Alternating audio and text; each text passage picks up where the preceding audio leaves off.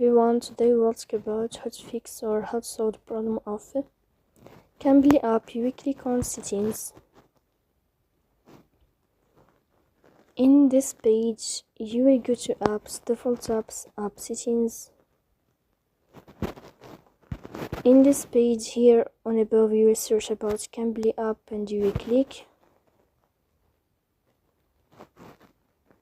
Here you will go to first stop and you will click OK.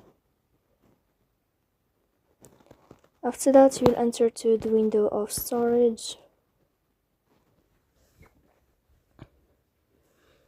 Here we click on clear cache, but pay attention, don't click clear data because that can delete your account. In the end, you can turn on your airplane mode and you can turn off your airplane mode again. So please don't forget to support us by like and subscribe. See you next time.